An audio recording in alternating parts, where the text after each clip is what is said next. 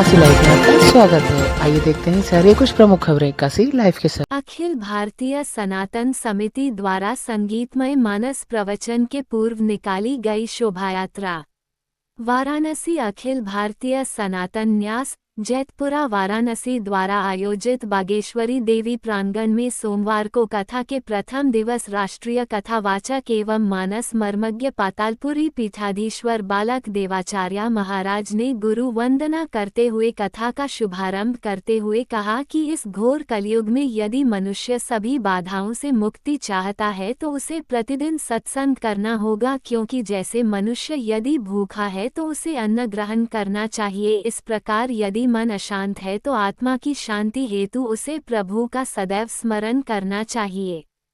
कथा के प्रथम दिवस के अवसर पर पूज्य बालक देवाचार्य महाराज सनातन संस्था से गुरु राज प्रभु जी महंत अवध किशोर दास जी बागेश्वरी मिश्रा महंत बागेश्वरी देवी मंदिर बाबा प्रेम शरण दास महाराज की कर कमलों द्वारा दीप प्रज्वलन कर कथा का विधिवत शुभारंभ किया गया। इस अवसर पर काशी के सुप्रसिद्ध कथावाचक पंडित वेद प्रकाश मिश्र कलाधर ने कहा कि रामचरितमानस हमें परिवार के साथ साथ हमारा समाज के प्रति क्या दायित्व है इसे भी समय समय पर हमें बतलाता है। हमें ये ग्रंथ हमेशा अध्ययन करते रहना चाहिए तथा राम कथा का श्रवण करने से ही हम सदैव सुखी रह सकते हैं।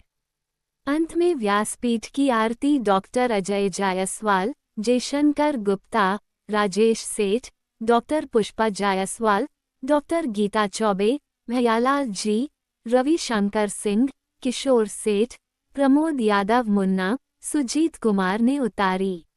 समिति द्वारा सोमवार को सुबह संगीतमय रामकथा प्रारंभ के पूर्व बागेश्वरी देवी प्रांगण स्थित श्री रामकथा स्थल से भव्य कलश यात्रा निकाली गई। कलश यात्रा जैतपुरा स्थित बागेश्वरी देवी प्रांगण से नागकुआ, डिगिया प्लाट, राजापुरा, गोपाल बाग कॉलोनी होते हुए पुनः कथा स्थल पर आकर संपन्न हुआ।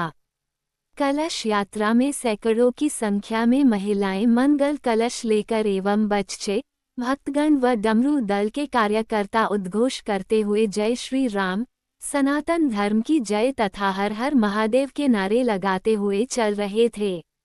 आगे आगे कथा के मुख्य यजमान रवि प्रकाश जायसवाल अपनी धर्मपत्नी ममता जायसवाल के साथ चल रहे थे तथा पातालपुरी पीठाधीश्वर श्री बालक देवाचार्य जी महाराज चल रहे थे। कार्यक्रम के दौरान मुख्य रूप से डॉक्टर अजय जायसवाल, किशन दीक्षित, विष्णु दयाल सेठ, भैयालाल जायसवाल, रविशंकर सिंह, विष्णु गुप्ता, ज्ञानचंद मौर्य, राजेश सेठ, पार्षद विवेक जायसवाल, किशोर सेठ, सुजीत कुमार, जयशंकर प्रसाद गुप्त, कमल कुमार सिंह, राजू वर्मा, प्रमोद यादव मुन्ना, वतन Kushwaha, Satyanarayan Seth, Mala Devi, Anamika Jaiswal, doctor Baby Jaiswal, doctor Alka Jaiswal, Roshni Devi, doctor Sumit Gupta, Anamika Jyoti Jagnarayan Gupta, Kishore Seth, Chhedilal Jaiswal सहित सैकड़ों क्षेत्रीय भक्तजन शामिल रहे।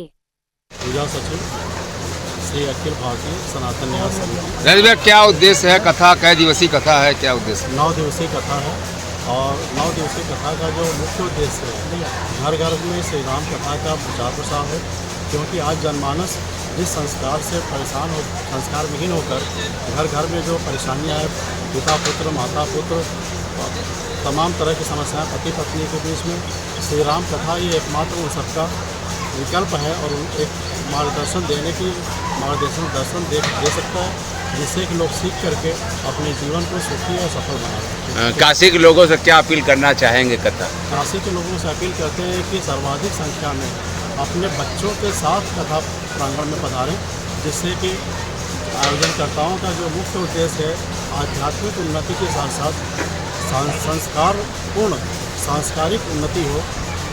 यह तभी संभव है जब अधिकाधिक लोग आएँ और इस कथा का लाभ लें।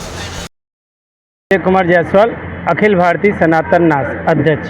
किस तरह का कथा का आयोजन का शुभारंभ? यहाँ आज विगत 8 वर्ष पूरे हो चुके हैं, 9वां वर्ष में हम लोग प्रवेश कर गए। श्री राम कथा का आयोजन यहाँ पर आज शुरू हुआ है।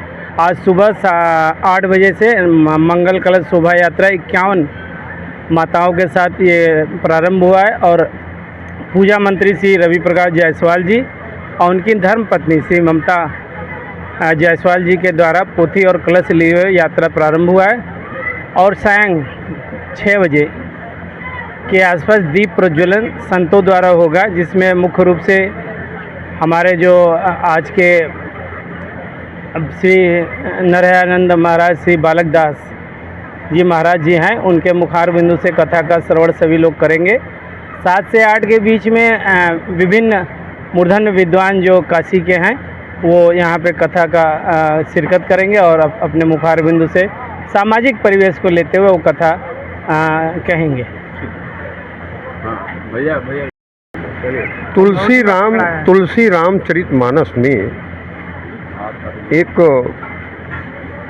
आया है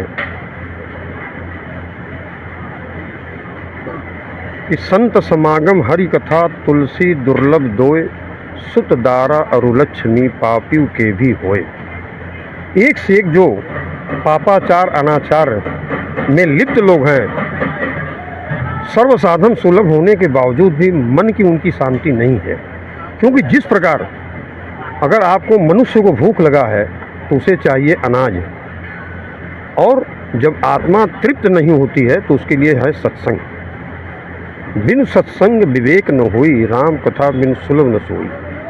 अर्थात राम कथा के माध्यम से हम ये संदेश देना चाहते हैं कि तुलसी रामचरितमानस की एक एक चौपाइयों में इतना भेद है, पता नहीं किस मानस प्रवक्ता की एक लाइन व्यक्ति के जीवन की दशा और दिशा दोनों को बदल सकती है। ऐसा प्रयास किया जा रहा है। आप पत्रकार बंधुओं से हाथ जोड़कर अपील है कि इस कार्यक्रम को अधिक से अधिक प्रसारित करें। यह संदेश जो लोग यहाँ पर आ रहे हैं वो लाभान्वित हों, जो लोग नहीं आते हैं वो हमारे प्रेस की जो है मीडिया से तीसरी आंख से जहाँ भी हों उसको बैठकर लाभान्वित हो सकते हैं।